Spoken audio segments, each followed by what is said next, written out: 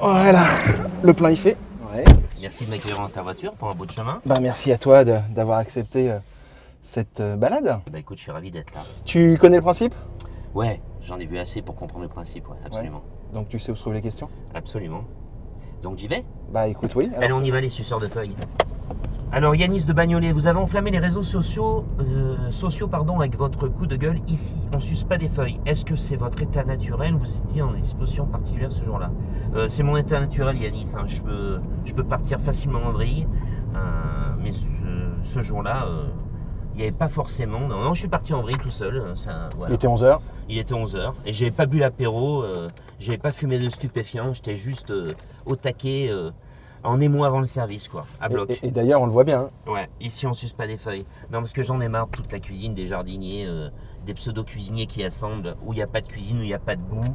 Et ça me saoule un peu, donc je voulais crier, je voulais un peu faire mon coup de gueule. Et puis voilà, je pensais pas que ça ferait un buzz terrible, mais on continue. Hein. Et d'ailleurs, on a l'impression qu'il y a un mouvement qui est en train de se mettre en place. Il y a un mouvement et ça me fait bien marrer et j'espère qu'on va pas s'arrêter là, quoi. D'ailleurs, quand j'étais à Bruxelles, j'ai fait le 4 mains chez Karen. À la fin du repas, il s'est passé un truc extraordinaire. C'est que tous les clients se sont levés et puis tout le monde a crié. Je les connaissais pas. Ici, on suce pas des feuilles. Enfin, c'était une énergie terrible.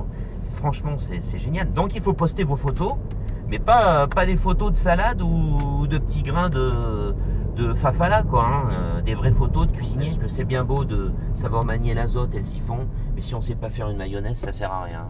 C'est votre état naturel et instinctif. Oui, donc Yannis, je te rassure, j'étais bien dans mon état normal. Hein. Absolument.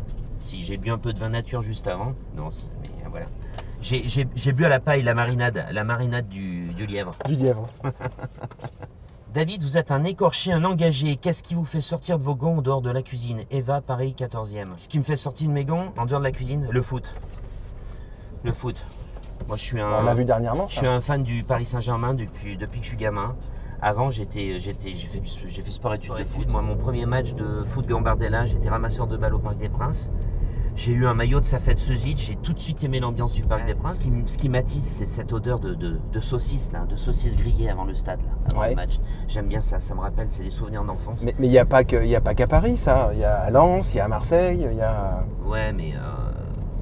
Non, mais je vis à Paris, je suis un Auvergnat de Paris, un bougnat, comme les anciens, café, charbon, porteur d'eau. Pratiquement toute la majorité des Auvergnats supportent le PSG. Pourquoi vous voulez que je sorte mes gonds, là? Non, non. Ah. T'es attaché de toute manière. Parce que, facile, hein, vous m'énervez, je sors de mes gonds. Hein. Voilà, il va.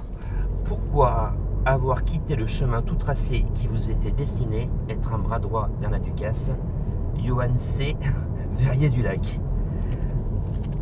Alors pourquoi? Tout simplement parce que j'ai passé 14 ans auprès d'Alain Ducasse, où j'ai travaillé dans plein de maisons différentes, où j'ai appris la technique, et depuis tout jeune, j'avais envie d'ouvrir un bistrot, une auberge, enfin un restaurant traditionnel. Et je pensais à 34 ans, je pensais que pour moi le moment était choisi, était fait. J'avais fait tout le travail que je pensais, les ouvertures, la technique. Pour moi, c'était le moment de partir. Et comment est-ce qu'il l'a pris, le fait que tu souhaites partir? Ben, il l'a très bien pris parce qu'en plus il m'a aidé à m'installer. Lulu appelé Alain Ducasse pour lui vendre son affaire. Lulu, c'est donc... l'ancienne propriétaire du restaurant L'Assiette. Et donc j'ai été visiter L'Assiette avec Monsieur Ducasse. Et il y a eu un truc qui s'est passé en moi, vraiment une belle énergie positive. Je me suis vu cuisiner ici. Et le chef m'a dit, tu la veux? Ben, je vais t'aider à l'avoir. Donc il m'a aidé à l'acheter. J'avais pas beaucoup de sous. Et je lui ai remboursé une partie des sous 1 an et demi après. Et voilà, ça fait 10 ans que je suis chez moi, quoi. Allez, question suivante. Alors, je la mets là. Hein. Question suivante.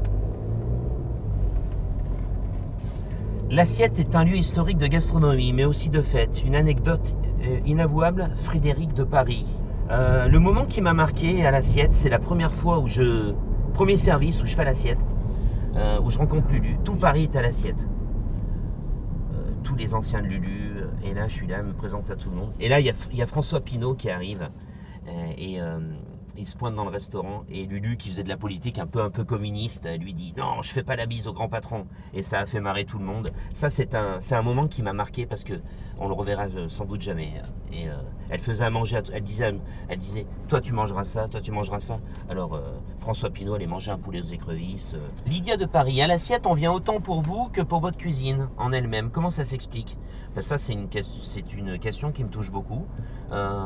Et ben écoute, on vient. J'ai essayé de mettre le concept en place d'être un aubergiste contemporain, c'est-à-dire d'accueillir les gens, de les mettre à l'aise, d'avoir un petit peu de gouaille, le petit jambon quand on arrive, le petit sourire, on reconnaît les clients. Et puis tu sais, l'assiette c'est pas un restaurant atypique, c'est comme un club. Les gens se connaissent, les gens viennent se retrouver. Des fois il y a des gens qui réservent à 2, ils finissent à une table de 8. C'est ça aussi un peu la magie de l'endroit. Alors François de Bobigny, qu'est-ce que tu préfères? Devoir nous imiter Alain Ducasse, Maïté, Action? Ouais, j'aime bien imiter le chef. Maïté, je sais pas trop le faire, mais Alain Ducasse, ouais, c'est mon maître, hein, c'est mon mentor. Je peux faire un petit truc comme ça pour rigoler. Ah ouais, tu peux, ouais. Je pense que je suis content d'être avec toi aujourd'hui, ça me fait plaisir. Continue comme ça, on va pas changer pour toi, quoi, tu vas bien comprendre. C'était un petit clin d'œil pour Alain Ducasse. Bah, n'empêche qu'il y a encore une question que tu connais pas.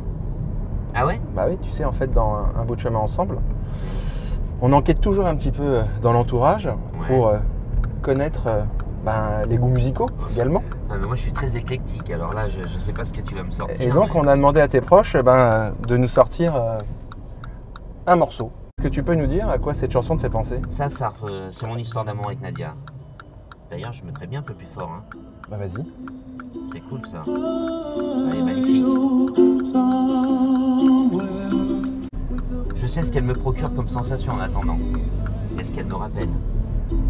C'est-à-dire? Mais bon, je peux quand même péter les plombs et être un peu colérique, mais je suis rempli de pudeur aussi. Je suis quelqu'un de très timide, hein, donc c'est jamais évident de se dévoiler comme ça. Mais elle est magnifique cette chanson. Elle est magnifique. Allez, on met plus fort? Ouais.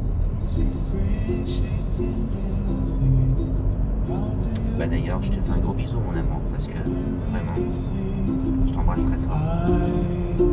I love you.